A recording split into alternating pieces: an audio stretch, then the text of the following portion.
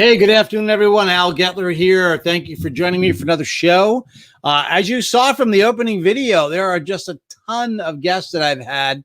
There are more to be added to videos. I'll probably edit another one this weekend, get some more faces on there. We've had so many good guests here. 3 times a week, I'm here with guests. We've talked about all types of subjects. I know you're not going to catch them all live. Certainly go back and catch the shows either pre-recorded or otherwise.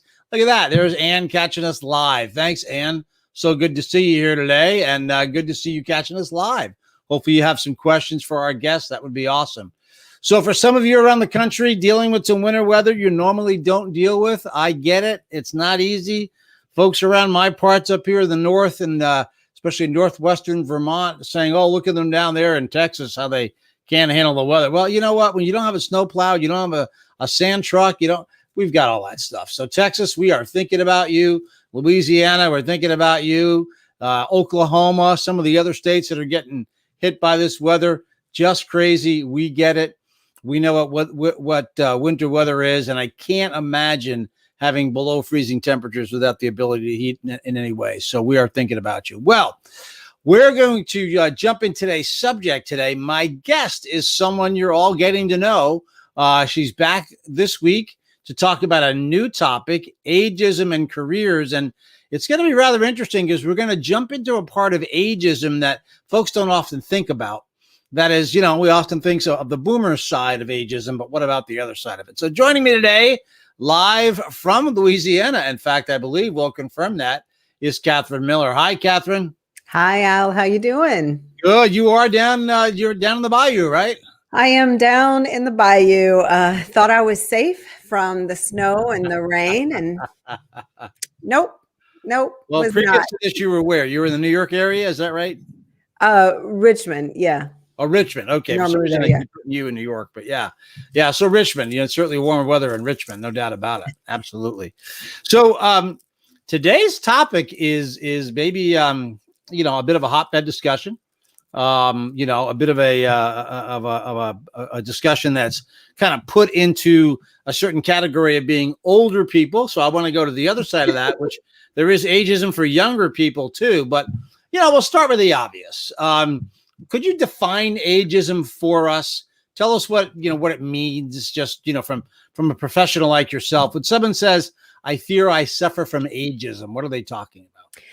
Typically, when people tell me, they say, I'm really having trouble getting a job and I think it's due to ageism, what they're referring to is employers' tendency to not want to hire people who are typically above 45. You start to really see it. People complain about it at 50 plus. So they are usually talking about the older end of the spectrum, where it's just bias based solely on your age, where they think, look, it's not a matter of me not being able to do it. It's a matter specifically of them hiring younger people. They don't want older people in the workplace, and they are actively doing this. So this isn't like having a technology that maybe 50-year-olds don't know. It's actively taking action, pro-action to eliminate older candidates. Wow. That's what they're referring to. Wow. What are some of the reasons that people want to eliminate, besides technology, older candidates? I mean, technology is the obvious, right, watermark. Well, they don't understand today's technology, Right. That's easy. But what are some of the other reasons why someone might find themselves eliminated as a candidate outside of technology? There are a lot of reasons for that. Most of them revolve around people's unconscious bias that older candidates are not going to be as likely to be receptive to feedback. They're going to want to take control. They're going to want to lead when maybe they're not hiring for a position that is a lead position. This is a support role. They fear that they won't be able to keep up with the evolution of technology. So even if they have mastered it, the question is, will they continue to keep up? That they might be out of touch with that company's, let's say, target demographic. So even if there were older people, they might say, well, look, in 3 or 4 years, this person's going to be hitting retirement age. They're not going to care what our target demographic is. Maybe we hire them for marketing, right? So this would be very relevant in marketing. And so they tend to outweigh that negative with the positive and the expertise that they bring and all of the experience, they say, no, it doesn't matter because it's going to become irrelevant. Kind of like your iPhone, I guess. We're used to throwing things away as they age. We're used to like replacing everything with brand new.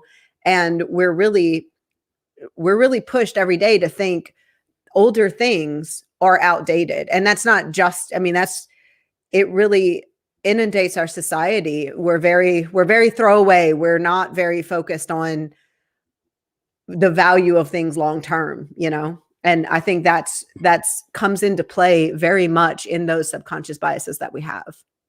Yeah, that's a great point. It is just the fact that my iPhone's battery is slowing down, so therefore I need to get rid of it, right? The whole phone's done. Yeah, no, it's so true. And and now that I've reached a certain age, obviously this is an interesting topic for me, because I have kind of always kept myself current with everything I've ever done technology wise. In fact, sometimes I have people below half my age calling me and asking me how to do certain things, and it's not even that I get a kick out of it. I'm always willing to help people, but I get it, and you mentioned something too that I found really, really interesting.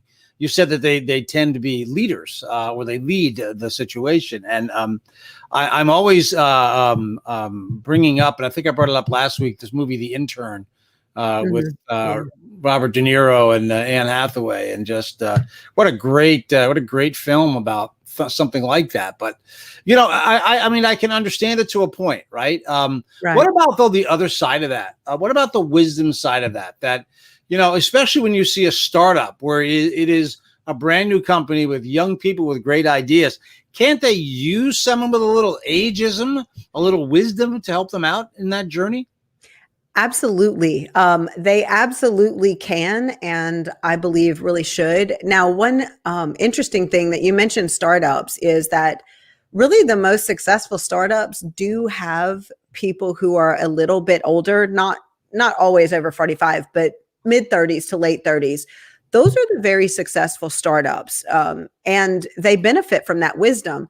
One thing that is problematic for startups specifically is that it tends to be a younger whole group of people, right? So it's young people, and they are not surrounding themselves typically with older people, right? So they're sort of leaning into that group think where they all think the same thing. They have the same bias. So there's not that opportunity. If one says, hey, what do you think of that guy over there? He was a CEO. They'd be like, oh, well, he's 60. And you know what that means. You have a lot of almost peer pressure to do what the whole group wants. And so the startups would absolutely benefit from that expertise. And when you interview with a startup, and for my clients that want to go that route, I always tell them, you've got to exploit that. Like, you have to tap into that, but you have to do it very carefully, because know that everyone in that room probably shares a similar bias, because it tends to be small groups of people, and small groups of people stay with like-minded people. It's just a thing. Yeah, it just happens. So yeah, you want to overcome that. And I think they definitely would benefit from it, but they tend to not go that route. Yeah. No, I get it. And I think of something my daughter said to me this weekend. She said, Dad, you're the one that taught me that your network is your net worth, which is something I've read in a book. But I also think of that too, as when it comes to someone with age and wisdom, and also a big, book of contacts. And I tend to have as many 20-year-old contacts as I have, 60-year-old contacts. So it's kind of interesting. Let me ask you a question, though, flat out about ageism and just how it plays. Aren't there laws? Aren't there discrimination protections for people not being hired due to age? Absolutely. There are laws about this, but this is a really fascinating part of law, in that there is wide disagreement in, at least at this point, the appellate courts that are ruling in different ways. So each district will rule a different way for discrimination, saying that the law itself was meant to protect current employees. So it's age discrimination within the structure of the company if you are already there. And some courts are ruling at a pretty high level that, yeah, this only covers employees. You can't do anything about it if you are an applicant, because that doesn't apply. Interesting. Yeah. Yeah. And there was recently a conflicting ruling, 7th and I believe 11th Circuit, but I'm not a lawyer, so don't quote me there. I think it was the 11th that said, oh, no, it absolutely applies to applicants, which in my mind only makes sense. You know, why would we only protect employees? We don't do that for any other protected class. But it will ultimately, I believe, very soon become an issue for the Supreme Court to rule on, because we have an aging workforce. Yeah, I mean, you know, I was always trained not to ask a person about their marital status. Do they have kids? Do they certainly age, things like that. But, you know, I could be sitting down with somebody with my color hair and they go, dude, how old are you? You know, and my point, my response is going to be, what does that matter? But I mean, you know, it's interesting, but it does matter. So, I mean, I get it. And it'd be interesting to see how the courts settle that. So let me ask you a question. Not everybody has, well, no, let me not ask it that way. How can older job seekers minimize their exposure for being judged by their age, or be slotted in that ageism category? So there are a couple of different strategies. And aside from, of course, I say this understand that I'm not advocating for it. I know that it's not right, but I'm just dealing with it as a practical thing that will occur. A couple of things that I always have people do: when you refresh your resume, that's the first step. So your resume is going to actually be one of those things that contains little tiny clues to how old you are. And I'm talking about little things like how many spaces you put behind a period. People now, younger people put 1, older people like myself that grew up typing, I won't even say when, we put 2. So little things like that. Not putting your home address, not putting home phone, little tiny things like that. You want to have someone who is aware of all of these little triggers look over your resume and eliminate those. You want to not put 30 years of experience, detailed out on your resume. And aside from that, I mean, little things that would immediately, like dates, that would immediately, just the math itself would betray you, if you will. Right. But you also want to do sort of what you do. So when I look at you, I don't think of you as that much older than myself, even though you do have the white beard. I really don't. Because you're dressed sharply, you look like you take care with your appearance, you look youthful, a lot of smiling, vibrant, believe it or not, just subconsciously taking care of things like whitening your teeth. Younger people have whiter teeth. Yeah. These are just kind of these immediate openings that convey youthfulness. And of course, like you said, being very up to date on technology, being very, very with it. And I would argue, not everybody goes with this, but I would argue having an awareness of what the younger generations are doing. What are the popular social platforms? If you don't know what Clubhouse is, if you don't know what TikTok is, if you don't know where they're going, then you're going to appear out of date. Yeah. No matter what. And you don't have to necessarily use it or be big on it. I mean, it would be great, but you don't have to, but you do have to have the ability to converse about it. Yeah. Because you have to keep that in mind, that maybe their target audience is younger than you, and you need to show awareness of that. Yeah. So those are a couple of things you can do to just sort of eliminate that bias off the top, and at least come in with youthful energy that will help overcome that. It's funny too that you say this, the things that you're saying, which I often kid around to people when it comes to a bunch of things. Like, one thing is shooting a video. Right. Sometimes I'll ask for people to send me a video or be involved to do something with a video. And I'll often say to them, not tongue in cheek, look, if you don't understand it, just go next door and ask a 16-year-old, and get somebody to help you out with that, you don't know what TikTok. I'll never forget another thing that I'll imitate in a second, but so have someone show you TikTok. Clubhouse is another thing. I mean, I haven't been on it. I know all about it. I've got a group, a networking group that, they're dying to, get everybody involved in it. I've got to do that. But I mean, the point is, as soon as I hear something new, I check it out, I read it, I understand what it's about. And I find that to be aggravating when people of a certain age stop doing that and almost get sarcastic about it. And this is what I was going to tell you. I remember back in the somewhat 2000s, you know, where I was at a conference and we were talking about social media, and some guy took his phone and goes, "Hey, look at me, I'm tweeting. Oh, I'm tweeting." And I'm like, dude, you look like a fool, man. Yeah. You look like a fool because, you know, you're what you're saying is you don't understand the technology and you think it's funny to make fun of it. And the reality is you're going to be left in the dust. So I think, you know, people can definitely open up their minds to at least learn. Like you said, you don't need to be a TikTok person with 3 million followers. That's fine, you know, but at least get an idea what it's about. So yeah, you have to have an idea. In fact, confession, I don't know if I should even confess this, but when I did first get my invite to Clubhouse, I personally am not a fan. It's not a platform that I'm going to use very much. Right. But I first heard about it, right? And I was like, you know what? I got to know what it is because all the other curriculum, I got to know what it is. And I text messaged my children. And this is something that is definitely relevant. If you have children, I've got all the way from 13 all the way up to 25. Right. And I asked them, I'm like, hey, what do you think about this? And it's telling that neither of them knew what it was. Yeah. And they both told me, they said, that's not where we're hanging out.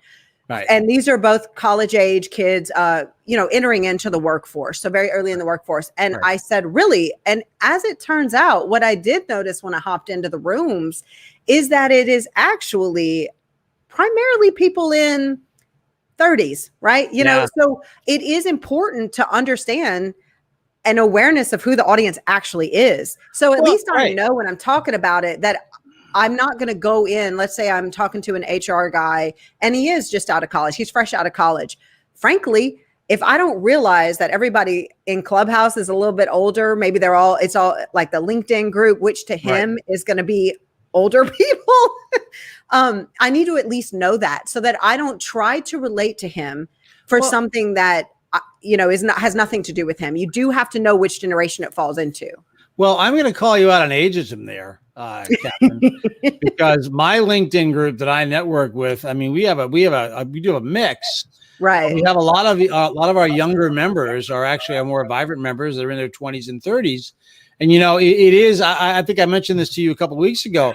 You know, I mentioned to my high school senior, it's time to think about opening up a LinkedIn profile. I was like, what? Oh, absolutely. Yeah. But I'm like, yeah, you know, this is, I talk to college classes about this, that LinkedIn is, it's not based on the latest fad. It's what you do for your career, you know, absolutely. And it's why we're here on LinkedIn today for that very reason. So, you know, really important stuff. But I think getting back to it, you know, ways not to stand out. Certainly, these are Al's list, not Katherine's list. You know, I think if I dye my hair jet black, who am I kidding? Yeah, that would be. I mean, who am I kidding?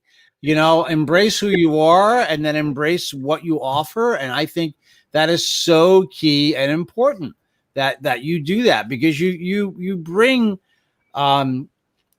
To me, if you learn how to handle yourself properly with all age groups, especially as a leader, you're going to have a dynamic team, you know, and that really comes down to how you work with other generations in the workplace. I mean, I had my last crew of people that I had Dan, the intern, who was a junior and senior in college. And I had people who had been on the job for, you know, close to 40 years. We had a dynamic team and everybody's voice counted. And I think that's the key to today's leadership in business too, is that, you know, everybody's voice counts. Because in fact, Dan, the intern, knew a lot more about digital and social media and approaches than other people did. And the guy was just, I mean, invaluable. Dan, if you're watching, you know who I'm talking about. The guy's incredible, but embracing that is so important. So how do you mesh at the workplace? Do you advise, let's say I'm somebody who's on my encore career, my term I learned from you. I'm in my late 50s. I'm joining a team. How do I figure out how to mesh into that team?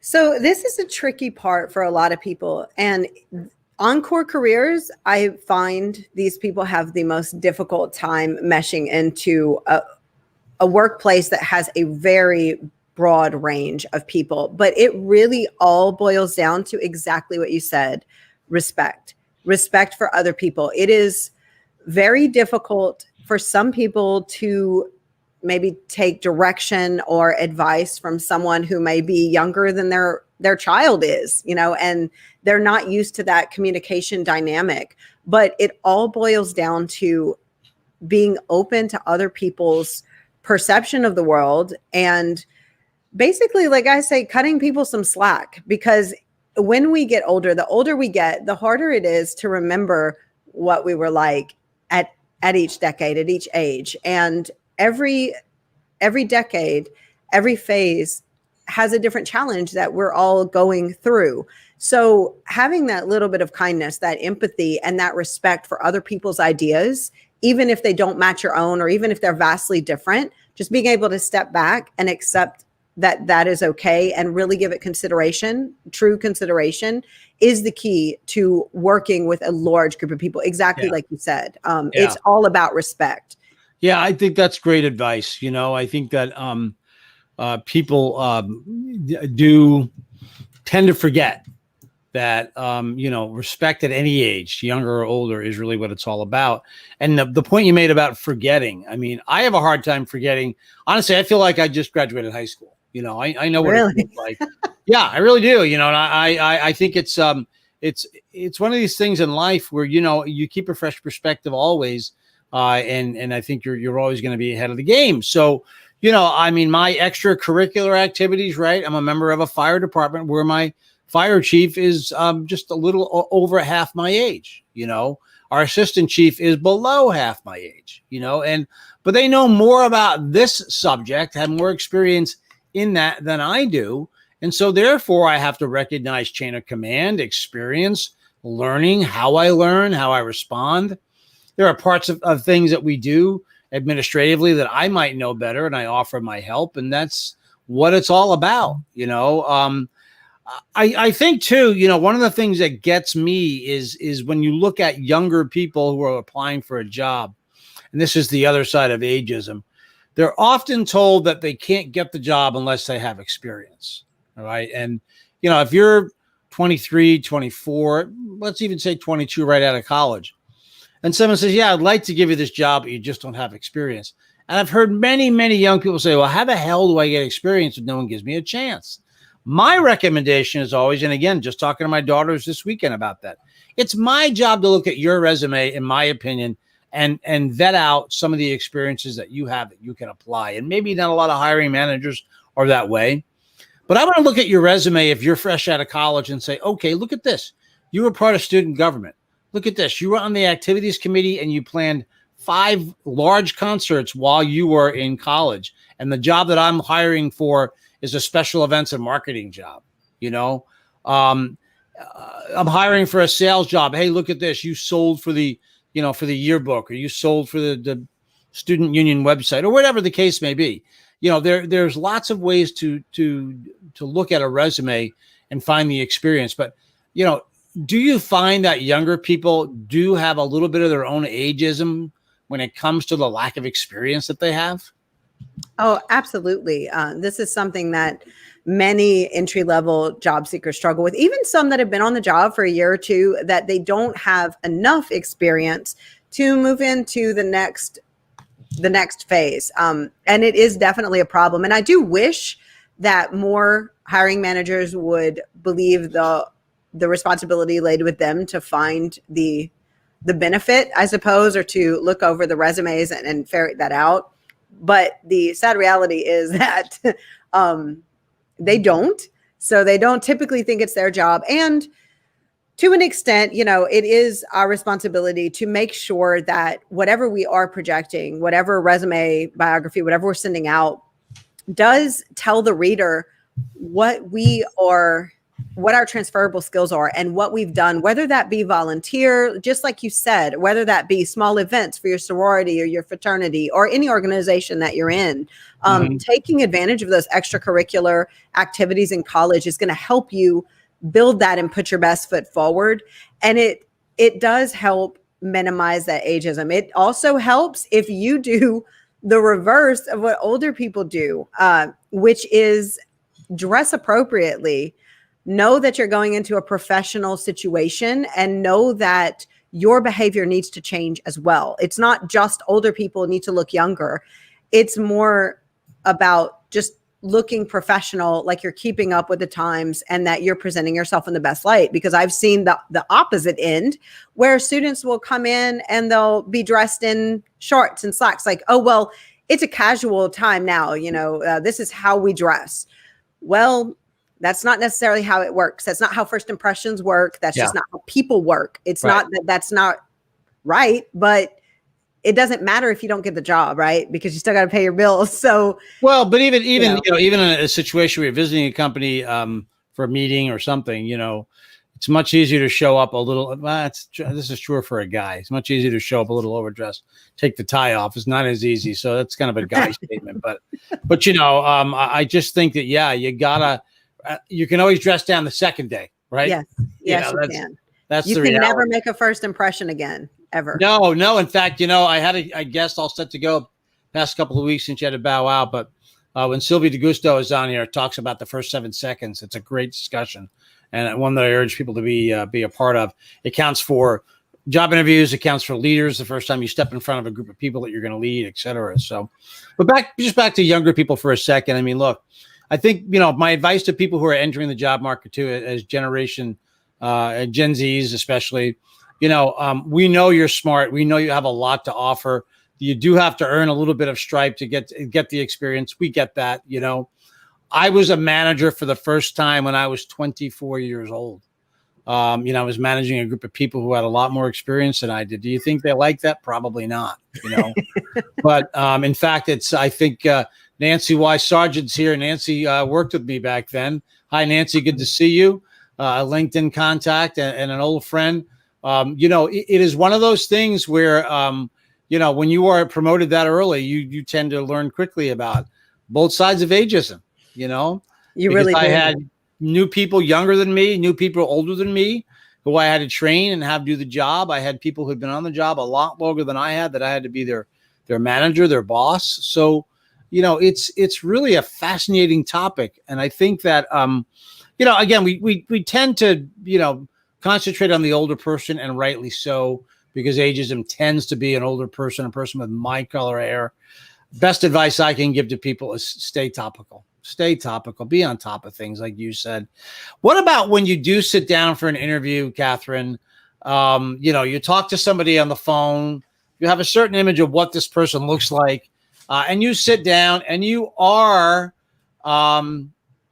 sitting in front of someone who is, like I said, less than half your age, and you're interviewing for a job. That is challenging for many people. And one of the big things, look, Nancy did the same thing you did. I actually had the same problem. And I've coached people who have that. They're young, they're in their 20s, and they're managing older people. And that's a challenge. Part of the reason, and just like interviewing with somebody. So if you sit down and you're interviewing with what could be your child, it is a triggering event for a lot of people, especially if you do have children. If you don't have children, this becomes a little easier.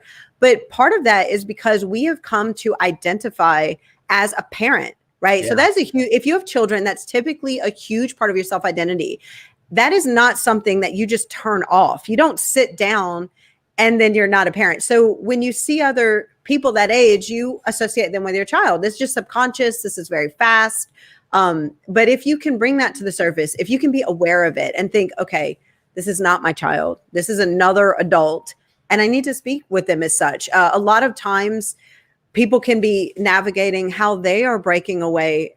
When children go off to college, that's difficult, right? Our whole relationship transitions from parent-child to adult-adult, and it's shocking.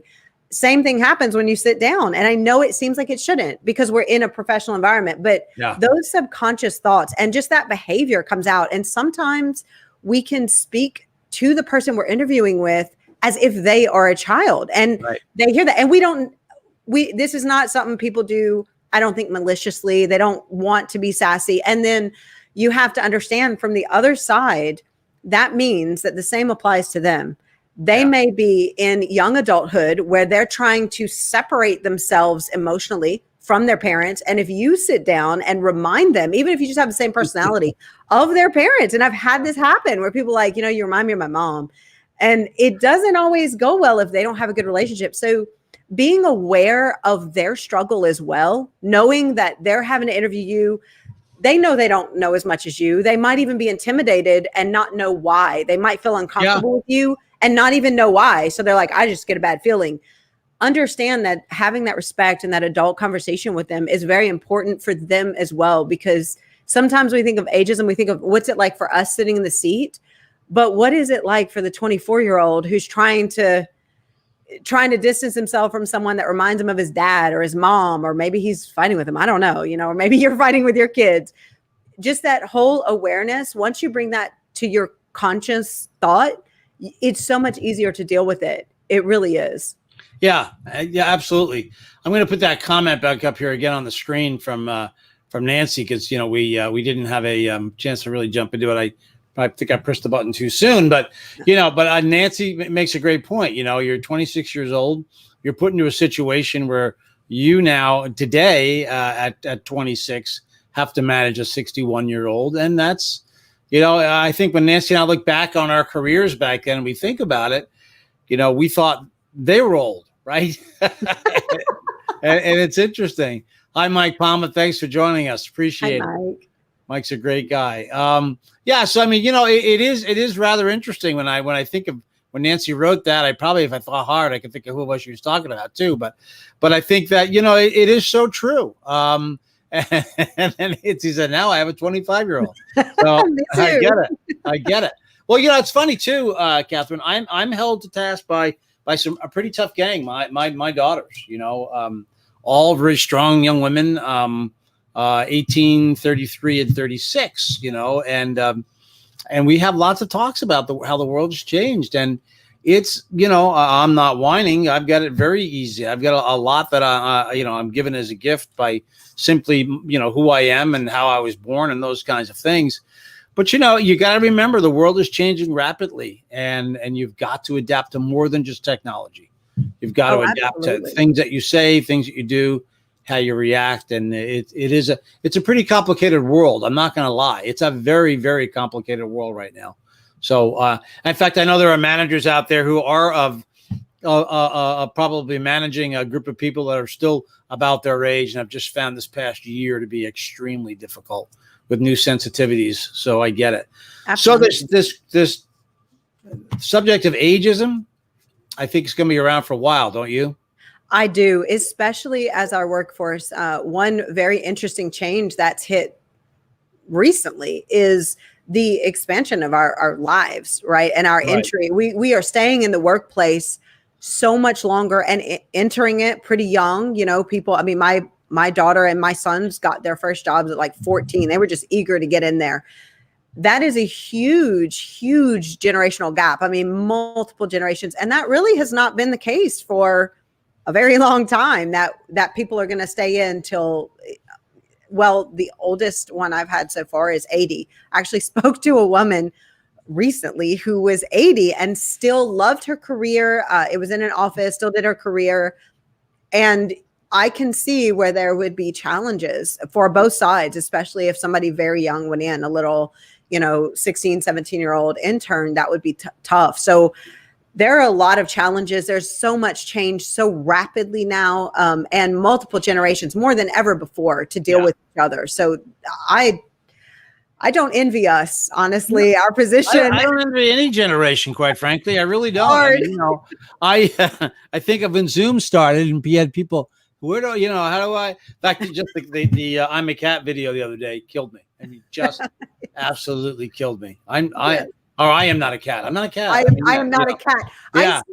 That's what got me. That's what did it. I was like, oh, well, he's a cat. And he's like, I promise I'm not a cat. And I thought, why would you say that? Like, well, listen, if I was going to hire an attorney, it would be a cat because they're stoic and they don't give a crap. So that's kind of legal representation I want. So, Katherine Miller, this is the end of our series here, and you're certainly not going to go away. You'll be back. But if people want to reach out to you, that's your website, correct? In fact, why don't we do, because you've been so kind with your time, let's make sure that we show everybody your website so they can reach out to you and find you on the web. There is your homepage. You can be reached at katherinemiller.com. Good for you. You grabbed your name. I did. If you want to reach out to Katherine, so this is your big moment, Katherine. Tell everybody why they would contact you, what they would do when they reach out to you. How does that relationship go when they reach you? So my big moment then, that's a lot of pressure, Al. People generally come to me when they're ready to make career transitions. And I work with people who are typically in the older generations like us. And we work on modernizing your brand, building that executive brand, and making sure that you're front and center and attracting the opportunities and really thriving in the role that you want, whether that be one that you've already had or if you're going to a whole new industry. Yeah, great. Well, listen, I appreciate everything you've done in this series we've put together. It's been a blast working with you. If you have not been a part of what we've gone over, the videos are there here on LinkedIn. You can find them on my profile. I do apologize. It's not easy to find past videos on LinkedIn. LinkedIn, I am begging you, please put a video bin on our profiles. I agree. So people who have LinkedIn Live can collect their videos. It's not easy to find us. But you can go to YouTube. My YouTube channel is simply my name, Al Getler. My past videos are there. Let's go over what we talked about these last 3 weeks, Katherine. First of all, we talked about applicant tracking systems and what it is to have your resume in a tracking system. I learned a lot. I thought it was completely artificial intelligence, and that, but you made it clear that there's a lot more human touch than I originally thought. That was really great. Finding the right career, we talked about the second week. Profiles, testing that you can take, figuring it out for yourself. What is it that you want to do? What do you like to do? The old saying, if you do something you love, you'll never work a day in your life. Probably about 1% of us are lucky enough to have that happen in our lives full time. But I think I've taught my kids pretty well. When you join a team, put on the letter jacket, play for the team, and get up every day and be excited, And then finally, today we talked about ageism. And I think this has been a really, really important topic. We appreciate everybody that commented today. So one more time, if you want to reach Katherine Miller, career transition expert, go to her website at katherinemiller.com, and she can get that transition working for you. Katherine, thanks so much for being here today. I'm going to have you go backstage, and I'll say a proper goodbye when we're all done. But this is it for the audience, so take care. Thank you so much, Al. Thank you.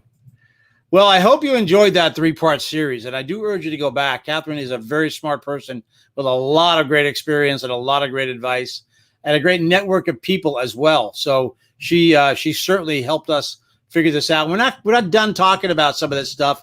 I have other guests coming up that will talk to us about, like I said, the original 7 seconds. Hey, there's my buddy Patrick Hathaway. He says you are only as old as you feel. And Patrick, you've hung around me. I am surrounded by puppets and all kinds of crazy things. So I feel pretty young. Hey, Nancy, thank you very much for being here today. I really, really appreciate it. Good to see you, and let's catch up. And thank you very much. I'm glad you found it interesting. You are always a steady. I appreciate you being here today. Great stuff. Again, if you want to find some of the older, I said older. Boy, Catherine's going to get me. If you want to find some of my previous episodes, there are probably now 40 of them, 30 of them. I don't know. Here's where you can find them. I would most especially direct you to my YouTube page, where you're going to find a ton of interviews with some great people, lots of great executives, lots of Disney folks, a great interview with ventriloquist and comedian Jeff Dunham on there, all kinds of things you'll find. Please go to my social media places and you'll find those folks. And I think Katherine just shamed me to get on Clubhouse and do some TikTok videos too. So there you go. But with that, thank you for being here today. We have a full lineup of guests midweek next week, Tuesday, Wednesday, Thursday. I look forward to seeing you then. Until then, be safe. If you don't have power, I hope you get it back really soon. Have a good weekend. Take care.